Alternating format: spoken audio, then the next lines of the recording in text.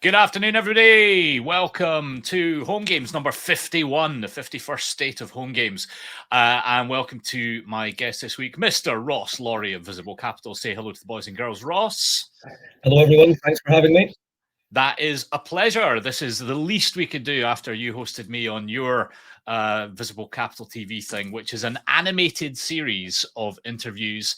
And I'm not going to give you a sneaky peek as to what's going to come in that, but that'll definitely be worth watching, I think, if only for the animation. We had a quite serious discussion about how many stone the animator should remove from me in the animated version. Obviously, not a problem for Ross. Great to see you all. As always, HomeGames is here for your pleasure and just to try and make your week go a little bit easier as we reach the midway point. So we'll be together till about 1:15. We've got lots to talk about with Ross, who's kind of get your technology hats on, right? And any questions that you feel that you want to ask as we get going, please stick them in the chat. As always, the ask a question button is there at the bottom as well, and I'll definitely see that because it gives me a wee prompt if you pop your question in there. The traditional help for any of you that are suffering stuttering type issues. That may be due to you having been in pubs for the last couple of days, who knows? Or it may just be due to crap internet. If you find that's the case, then that wee link that I just dropped into the chat will sort you out. It will delay your feed a little bit and help things out a little bit. Couple of notices, I suppose, because this is like assembly now, right? It's like the assembly for the industry, and I think we should sing a hymn. What hymn would you like us to sing, Ross? What would be your choice? The fields and scatter. Yes, well, that's an excellent one. Personally, I was going to go for "Hold Your Children Close and Pray for Oblivion" by Anal Nakrath, but maybe your one is good too. Notice says next week. I'm just going to quickly trail next week because I'm really excited about this week, of course, but I'm excited about next week too because I don't have to do it. Natalie Holt, who many of you know joined us just a couple of weeks ago, is doing her first ever home games. She's not hanging around, and she'll be talking to Tamsin Kane from Smart Divorce next week. And Tamsin's brilliant, right? Absolutely brilliant, and so is Nat. So please, if you can find a bit of time to support Nat and Tamsin by watching next week, we'd really appreciate it. The second bit that we'd love if you could help us out is the little green call to action button at the bottom of the screen there. It takes you to one of our surveys, and this survey is about platform adoption, but where you are doing more than just taking what you're given by the platform. And that's directly relevant to what we're talking about today, but it's something we're looking into for a client as well. So if you have 4 or 5 minutes spare after this, if you could hit that and help us out with some thoughts, we would appreciate it absolutely massively. Right, that's all of that. So let's dive in with Ross. First thing, Ross, you had your vaccination on Monday, and when I spoke to you yesterday, you were feeling pretty brutal. How are you feeling now? I am sort of less brutal. One of the reasons I've ejaculated on today is to cover up any sweat should I break into that later on. But yeah, it was bad yesterday. Got better today. Yesterday was so bad that I didn't even smoke cigarettes. And you know that stuff's wrong when your biggest addiction goes, maybe not today, mate. Not today, for the old cancer sticks. And it's great because every week we learn something new from someone, and today it's about armpit strategy for video conferencing after vaccinations. So life lessons there. I felt rubbish after mine. It's like a witch hangover, isn't it? Yeah, it's pretty bad. And they say that if you do react like that, it means that it's actually having an impact on your immune system. So maybe that's a good thing. Sam Lynn from the Lion Cat had hers and felt nothing. So she reckoned she was on a placebo. We'll have to see. It was like the big P next to your name was a hint. I don't know, but that's cool. So listen, Visible Capital is your business, and I suspect that some people on the call really don't know Visible Capital because you're or your business-to-business brand, and it, might be the first time for some of them hearing. So what we always do is give people a free hit at the start. So would you, in without hesitation, deviation, or repetition, in sort of 60 seconds or so, tell us what you're up to, and then we'll use that as a jumping off point. Right. First of all, we build software for the advisor market, allowing them to take advantage of open finance as it's rolling out. We're a complementary technology, so we're not asking you to install anything or integrate or pay us tons of money to build it into your existing system. We've built it so we're already integrated with your existing bank office. So if you're using Telephone, iRise, Calc, Salesforce, and even if you don't, you can still use our product. But the whole point is we're trying to put that data, the customer data, clean it up, aggregate it, and then put it in a usable and actionable format straight off the bat into your back office. So that first conversation with the customer isn't you answer 101 questions. It's, hey, did you realise you've got the wrong insurance cover? Right. Okay. So you're without the advisor firm.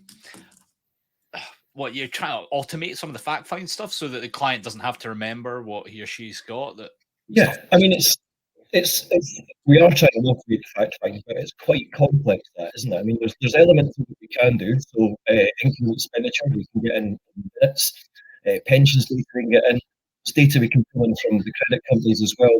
Not necessarily about the credit score, but understanding term times on loans and mortgages and things.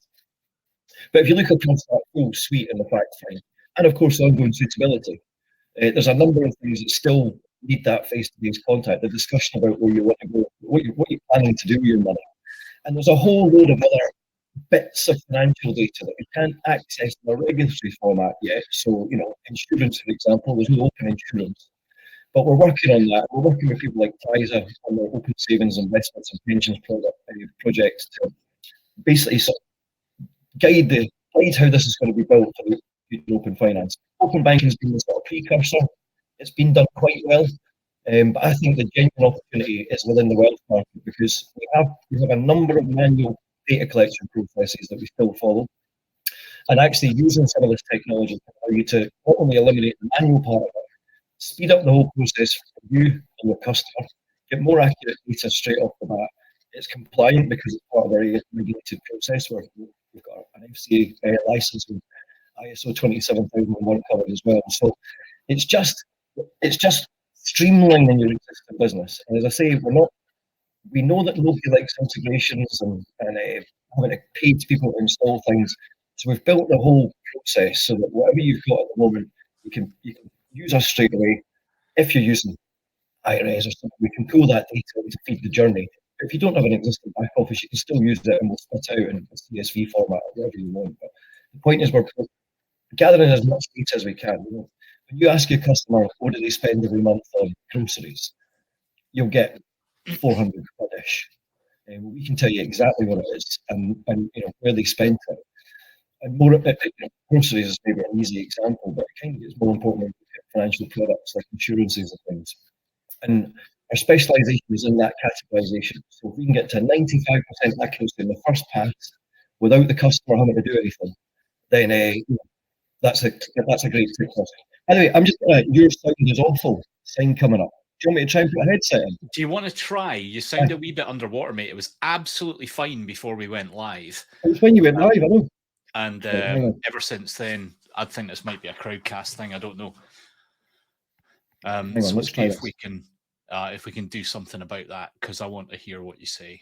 I know that's maybe surprising. Right, 2 seconds. I should just connect straight away.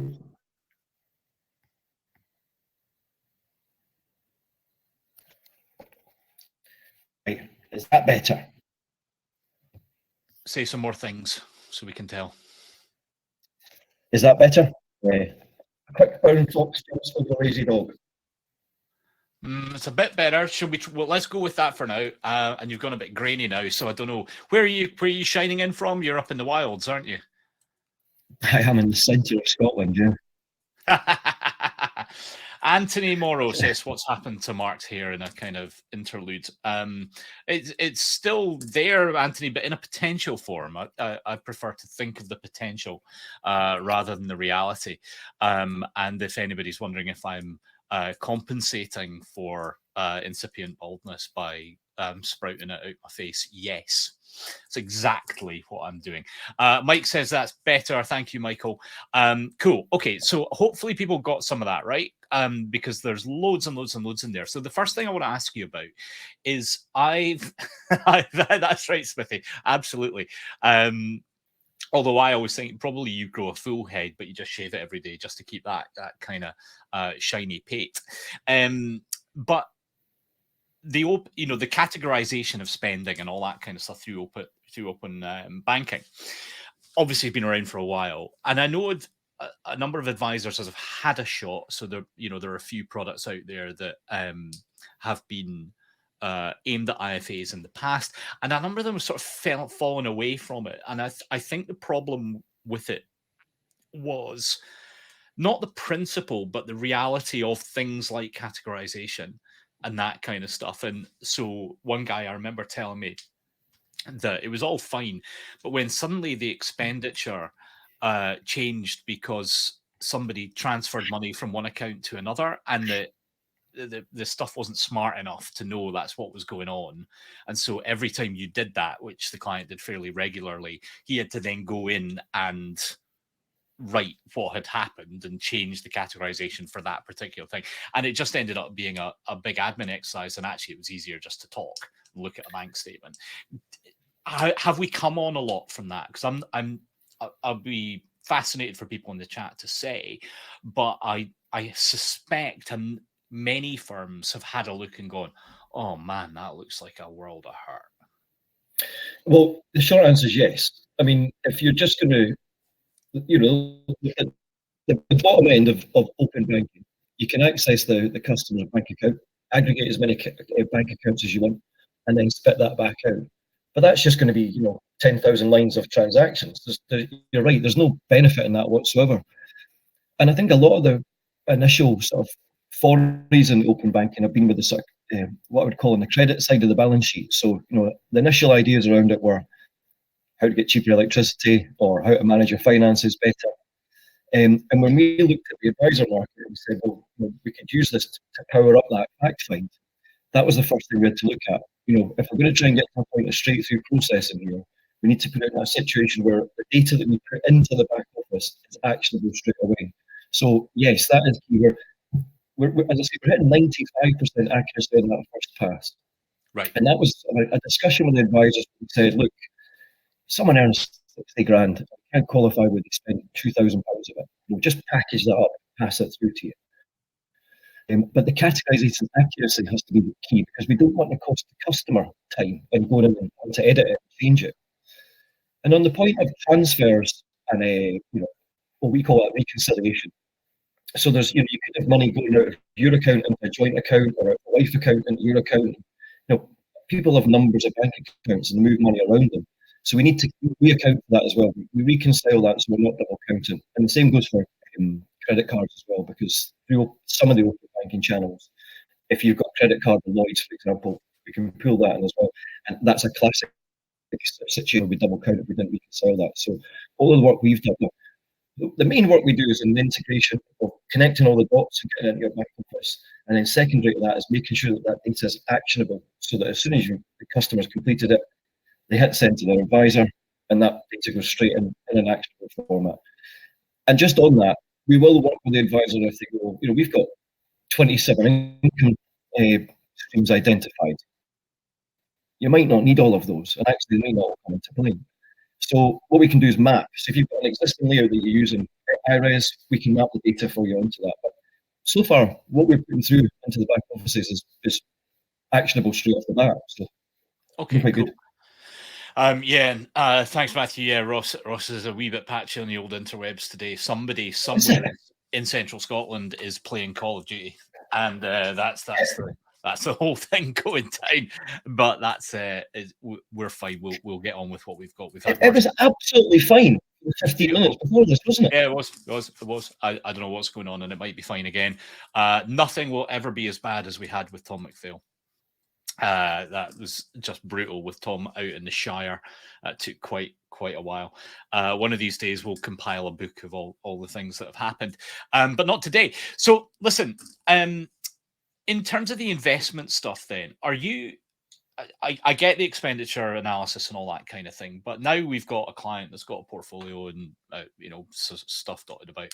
So there's the pulling things together element, and I get that. But is part of what you're talking about getting into analytics of what's in the portfolio or how that's moving, and trying to do stuff with that, or are you just saying, well, look, we know that on Transact this client has got 250,000, and that's all we need to know? What's the sort of use case? We're data in an actionable format. This is new, and we have had to do a little bit of a sort of, education around the possibilities. So we've recently started sort of giving a nod to what we can do with the data. So we've improved. At the end of our process, the customer gets a fully advisor report on what where the money is. So it's income, expenditure, pensions, investments, etc. And what we started doing with that for advisors is showing how you can use things like Microsoft Power BI to like really go into the detail of that and turn it from just 190 plus categories into meaningful insight.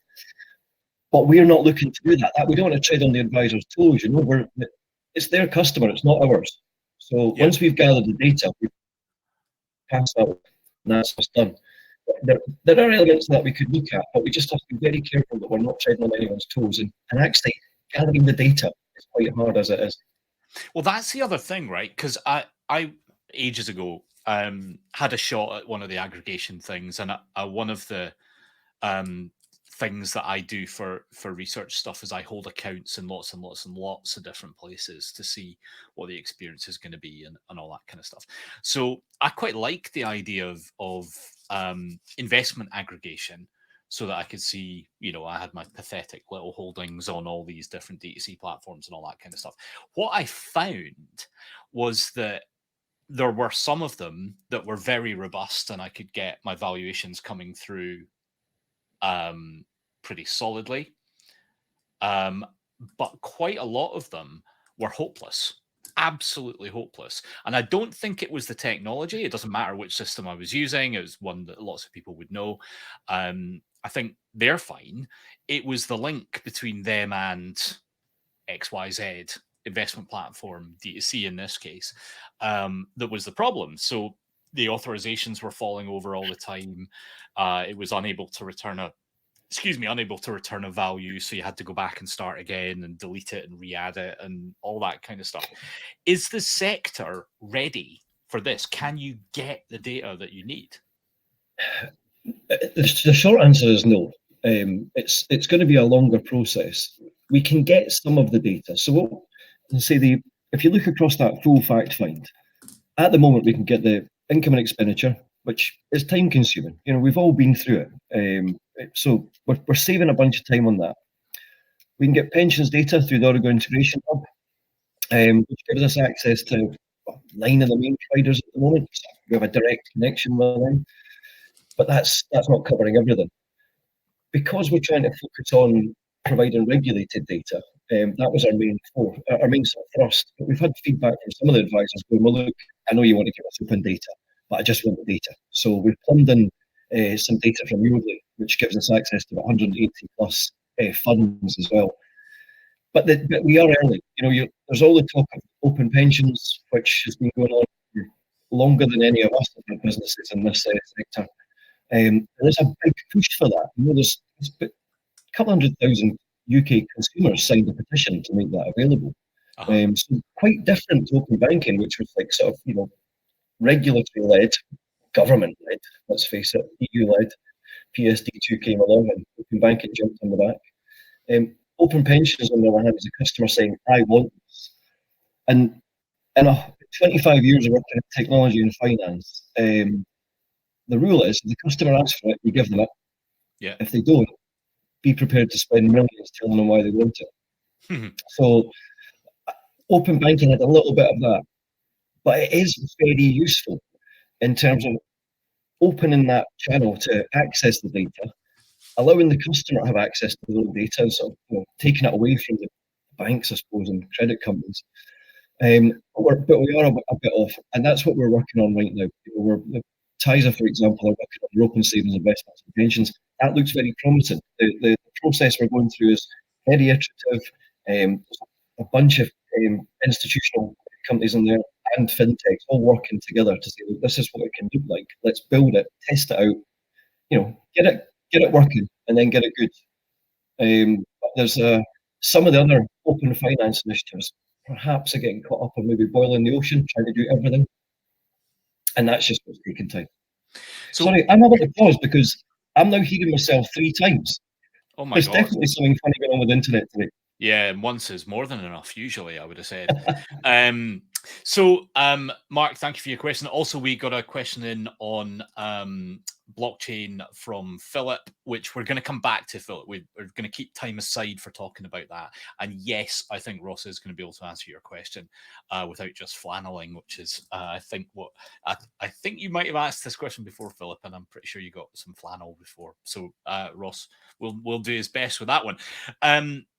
But before I come back to your question, Mr. Donaldson, one of the things that strikes me about what you're talking about is it's sort of advisor-centric rather than provider-centric, right? So this is a thing that we've been talking about at the Landcat for a little while, and I thought it might be worth crawling inside it. So what my sort of contention is that we're at this sort of inflection point where advisors, if they want, right, have the ability to say, no, I'm not just accepting, that you integrate with that, or that I take what you give me from whichever provider it would be, whether it's a pension or a platform or a back office or anything.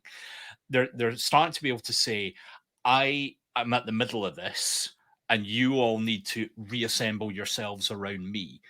And I'll, so I'm become in effect a kind of contract maker rather than a contract taker, right? But to do that, the data has to be ready to flow. Do you see yourself as part of that kind of movement? And do you think are we talking shite? Is that sort of doable for the advisor to say, no, all of you give me what I want in the way that I want it, and I will be the kind of center that it all flows through? No, I think that's valid. I mean, at the moment, lots of companies give us advice, not necessarily financial advice. Google's, Facebook's, BBC, Netflix recommending what we might want to watch, and it's because they've got our data and they know what we're doing.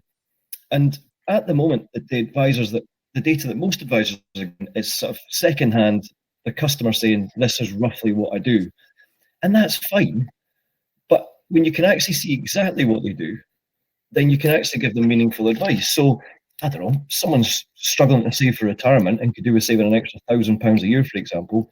You could look across where they're spending the money and go, well, look, you could cut out that £30 a week on lattes. That might go a long way. So this is a little bit more on the credit side of the use of it in terms of managing finances. But yeah, I think data is available to advisors now, regardless of what back office they're using at the moment, through technology like ours. And you could even pull in, if you wanted to, you could get a customer to download it and send it over that way. You can analyze it. But that goes back to the problem I said at the start of, we're trying to give you meaningful data to take action straight away, rather than you go through and have your assistants go through and just like mine it all and key it all in. We're trying to get to that point of key once or never. So yes, it is possible, but it's taking its time to get along there. As I say, the banking stuff, great, we've got that already. Credit stuff actually is usable in some of the formats. There's what I call unstructured data, which is non-financial data, but all the other things that we do with our lives that can be used to inform advice training. And we've got some pension stuff just now, and Origo are doing a great job on trying to pull together all the providers to say, well, look, can we just try and make this a more accessible format? So we're making progress, but it's early days.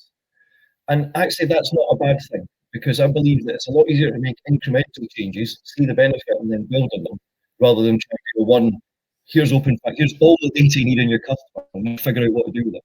Yeah, that's been the sort of problem in the sector before, hasn't it? Even back to kind of open standards and that kind of thing. You talk about Origo, and I remember being in some kind of early discussions with some stuff like that. And I mean, it must be possible we've been in the same room 15 years ago or something. Aye. God knows what. But I remember vested interests saying, no, we're not doing it that way. And everybody else wants to do it that way. But there's a big holdout because somebody's invested in something else over here because somebody was mates with somebody, and it's all very much like buying PPE in the middle of a pandemic. But everything just ground to a halt because, well, if it's done without them, there's no point because they're really big. And so everybody just sits and goes, well, that was shite then, wasn't it? So are we still suffering from that as a sector? Probably a wee bit. I mean, I think what the encouragement is that the customers sort of demanding a little bit more now.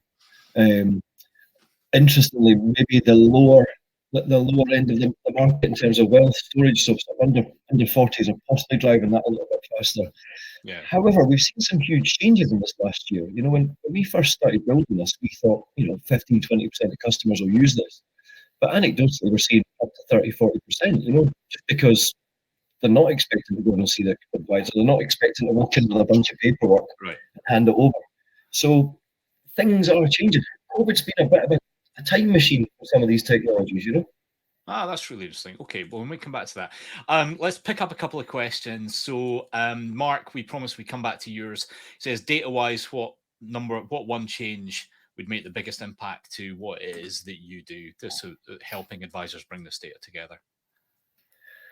Oh, it's bigger than one change, but actually being able to access more data easier. I'll maybe come back to it, but there's a lot of talk at the moment in the sort of open finance discussion and in general about identities. And it's been a hot topic for years, and it's impossible to solve it now. So there's a lot of thinking I think needs done on what identity is, because at the moment it tends to just be a bank account. Yeah. Or even more bizarre than that, when you look at some of the tools we use to verify identity. So you go and apply for a mortgage, you have to take in your passport, like a device that was designed to let you go to Spain, not apply for a mortgage. So there are new ways of looking at how we create identity structures, federated identity structures, digital identities. There's lots of new names for it.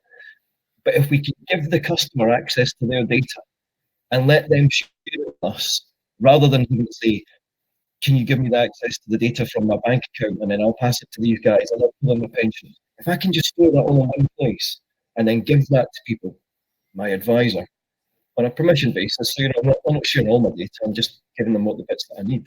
Yeah. I think that would make a huge difference. It'd make everyone's life easier. But I think we're a good 4 or 5 years away from that. And why is that, right? Because we've been, I mean, the sector, and it must be across many, many, many different sectors of industry. I've talked about this for a long time and how ridiculous it is that you want a utility bill from the last 3 months or that kind of crap. Like, who even gets utility bills? Yeah. Now, I can't remember last time I got a paper utility bill. And I don't know my password for logging into Scottish Power or whatever. And we've all agreed for ages that this needs to change. And do we need kind of government mandated standards? Is it a public policy issue, or is it just that big entrenched companies have entrenched ways of doing things and no real reason to want to change? I think it's just going to take time. Finance has been working fine for 300 years. So to come along and say, well, we want to do things slightly differently, whilst it's right, it'll just take time to change everything. I think back to when I first started work. I was a football developer in Scottish Equitable in the early 90s. And I think we started work on Y2K in 94, 95. Right. So that took 6 years just to change some code that was 4 spaces into 6 spaces, or 6 to 8. I can't even remember now. It was another century ago. But stuff just takes time. And you do see sort of smaller, maybe consumer propositions, sort of, robos and things, sort of scale up saying, well, this is what we can do with the data now. And that's why I feel that, again, this is where the advisors should be going, well, this is what we can do with the data. The robo-advisors can access this. Why can we not? Well, you can't. Yeah, okay.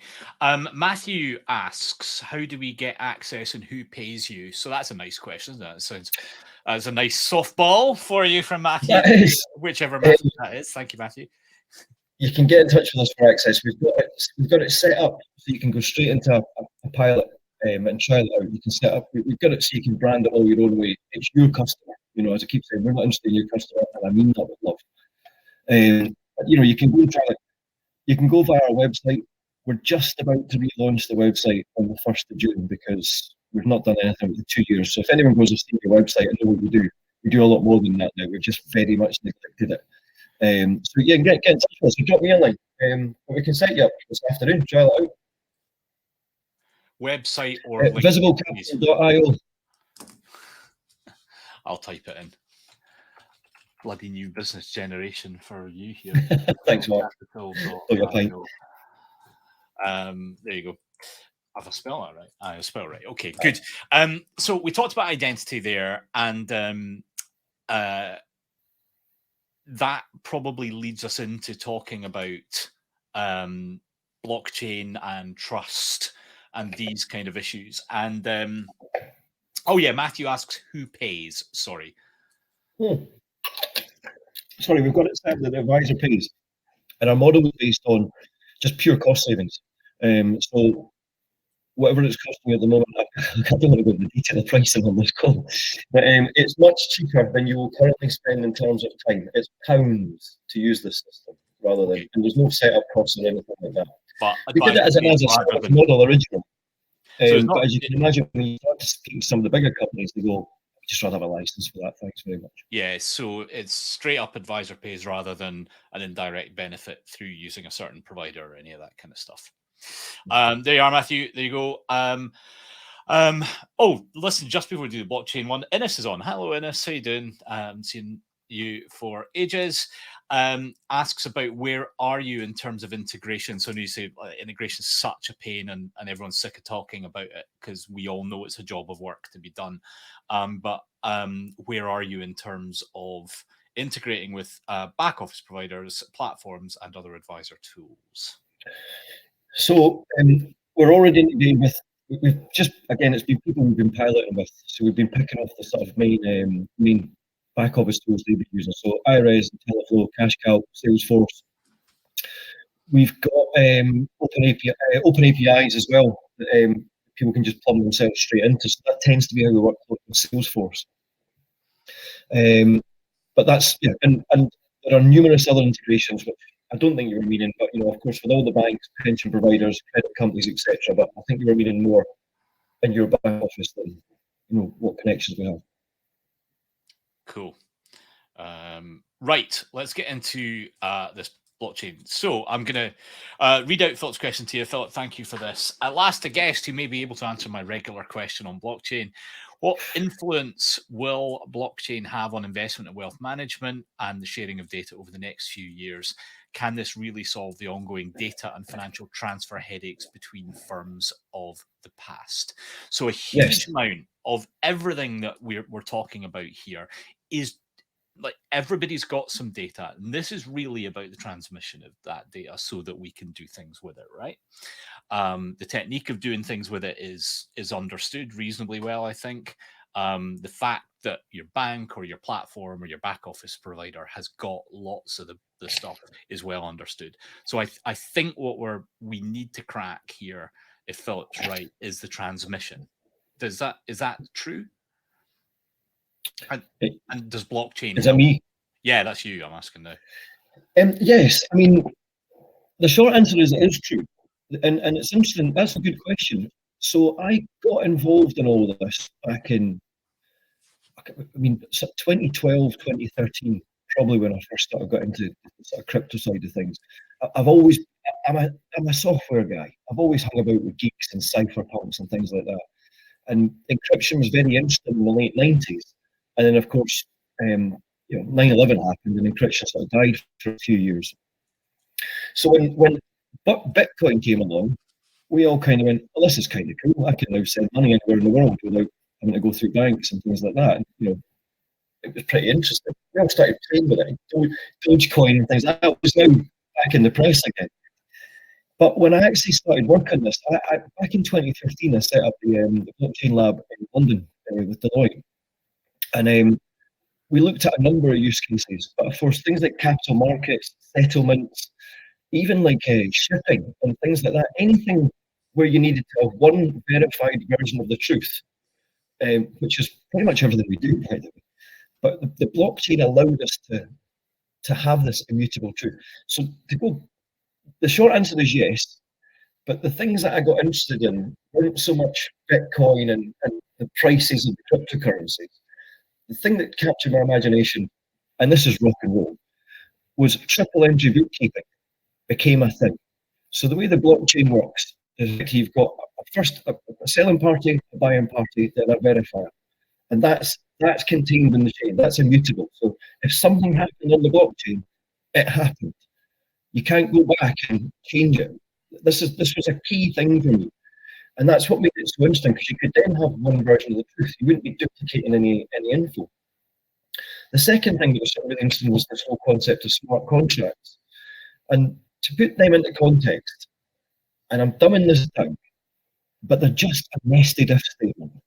So if this happens, then take this action.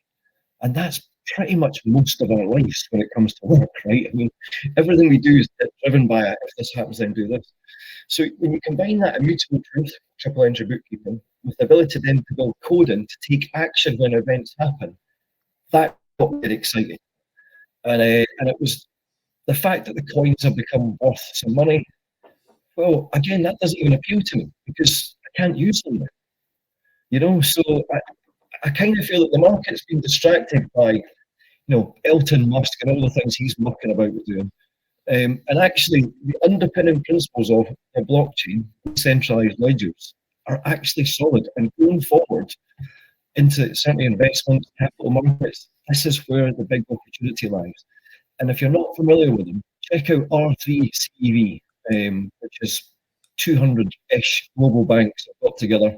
They've all put in about 5 million per year. They've built a system called Corda, and Corda is a whole new set of banking and finance rails that covers everything from transactions to asset stores. And it exists now, and it's really cool. And in about 5 years' time, we'll all be using it. So what potential does that have for advisors sitting on this call? Because we kind of hear about it all the time, but does it make it quicker to transfer money from one place to another? What's the benefit of decentralization in this kind of way? Well, first of all, I said before, it's been able to access all your customers' data in one go. So imagine instead of saying to your customer, can you answer these questions? The customer comes to you and says, here's what I have. You tell me how you're going to make my life better with the information that I've given you now. It changes that whole conversation. And further to that, when you actually start looking at where the assets are stored, we're trying to get here to a position of what I would call a family balance sheet. So if you want to give someone advice, you need to understand where they're spending the money, where they're getting the money from, and where they're storing the stuff that they're not spending. So usually pensions, savings, investments, increasingly gold bars, paintings, watches, or NFTs. People are now spending £60 million on a JPEG. Yeah. So if we can actually get an understanding of someone's personal balance sheet, we can give them better advice, and we can build better products because you can spot where there's gaps in the market. So this is a much bigger conversation than the sort of 10 minutes or so we've got on this. But there are numerous opportunities that come from that, as I say, a triple entry bookkeeping system, which is one version of the truth, immutable, and that's a whole separate discussion about whether or not it is. But for the argument here, it's immutable. It just allows you to do a hell of a lot more. And it's even as we go into global finance, being able to move money around without having to pay costs, exchange rates and things like that.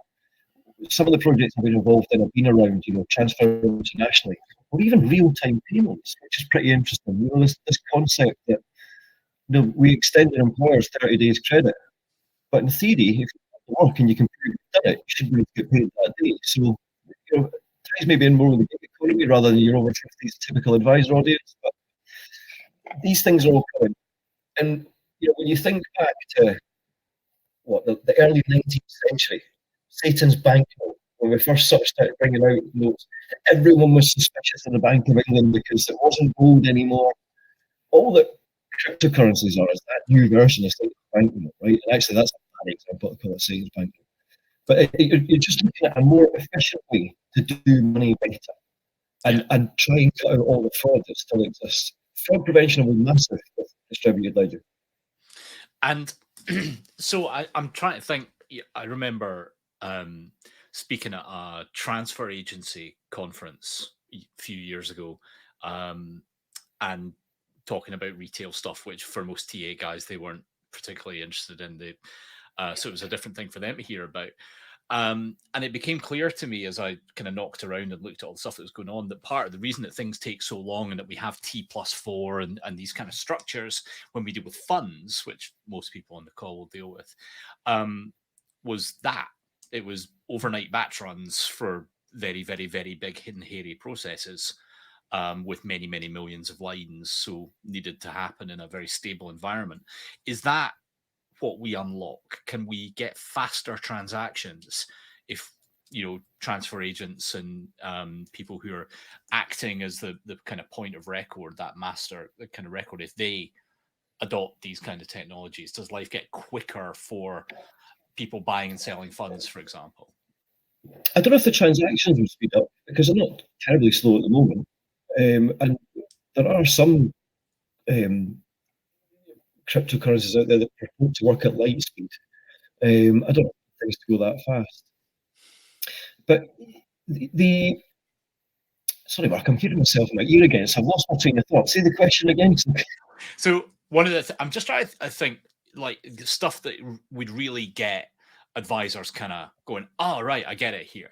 And is one of the things, so we suffer with very slow fund trading and clearing cycles where you buy a fund and then 4 days later everything's all done. And so if you're switching, that's a pain in the ass and people pre-fund it and find ways to try and compress it. Does this kind of method, does that take away some of the requirement for those big overnight processes that slow things down? The short answer is yes. Not my particular area of expertise. However, I did work with the energy company Settle, SETL. Yes, I have. So they're doing a lot of work in this space, and there's a number of companies all looking into this. I suppose the challenge is it's still a bit early days, and what people are trying to do is prove that not just that the model works, but the technology works, and you can integrate it. The short answer is yes. There are a lot of cases out there at the moment where this is being done, and we're seeing even things with there's an organisation called BCI, which is looking at all the reinsurance. And I think Aegon was one of the founders on that. Of how do we look at using this technology to streamline the processes that we have? And in all honesty, most of the work that I've been involved in over the last 5 years before setting up Visible Capital was about using distributed ledgers to streamline existing capital markets processes, mainly, the sector I was in.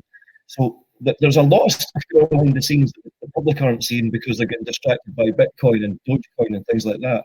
But if you can switch off to all that noise and actually focus on understanding what technology benefits can bring, and I know that everyone's anti-Bitcoin, but the technology is sound. Maybe not Bitcoin, but the principle of blockchain technology is sound. By the way, I think Bitcoin is sound, but that's just because I was a purist for it back in the olden days, and I know I can't change. It's like when you pick a football team, you can't move. Yeah. And I see it's crashed about 40% in the last few days. So is it a good time to buy Bitcoin? I get asked that every week. Do you know, back in 2015, I was sitting in a pub called the Hoop and Grapes in London, which is where we used to go for drinks on a blockchain team. Probably the best themed pub ever. And we were sitting there. I think Bitcoin was about $60 a pop. And we were saying, wouldn't it be mad if Bitcoin ever became worth $100 or $1,000? Imagine that. We'd all be so rich. And now it was up at 60 grand. I think the crash, as you call it, is certainly a correction. But it's hard to see a crash. And as I say, a few years ago, I can't justify it being over £1,000. So the fact it's up at 30, 40 grand, it's turned into art now, hasn't it? Yeah, it's absolutely nuts. And I couldn't advocate when to advise on a Bitcoin. What I would say, if you are interested in this, have a look at what you're interested in. I got interested in Bitcoin because I've always thought it was a better way to do money. I now think there's better ways to do B2B, machine to machine.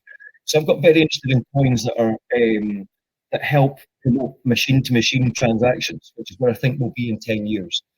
So go back 10 years for Bitcoin, no one ever thought it would work. You could pick them up for tuppence halfpenny. The same thing's happening with coins that might not be relevant now, but will be in 5 years. So I've seen coins where I've seen 15,000% increase year on year. So I mean, it's in Bitcoin, but nobody talks about it because it's not Bitcoin. There you go. There you go. Well, I think everybody's now rushing off to sell down their carefully globally diversified passive portfolios and firing into Ethereum or whatever it might be. Listen, we're at 1:15, and that I've been listening so intently because I don't really understand a lot of this. I feel like I haven't even asked you very many questions, and I think everybody's been absolutely glued to it. But we better call it there. We've got your website there, and people welcome to get in touch and find out more about what you do. I love one of the great things I think about HomeGames is just being able to take a little bit of time out to think about different stuff, and we've definitely done that. So I'm sorry you had a few issues with your sound and all that kind of stuff. I hope. I know. Sorry to everyone as well. I actually sound this bad in real life. Well, this is true. But we look forward to seeing your new website and stuff at the start of June. Hope you feel a bit better from your vaccination sometime soon. And we'll. And I was going to say, you'll see us on VCTV in the next couple of weeks with your face on it, Mark. VCTV next couple of weeks with my puss and this T-shirt. Today. But thanks very much, Ross. Thanks everybody for coming as ever. Tamsin and Natalie next week. Do come along, and we will see you then. Lancat out.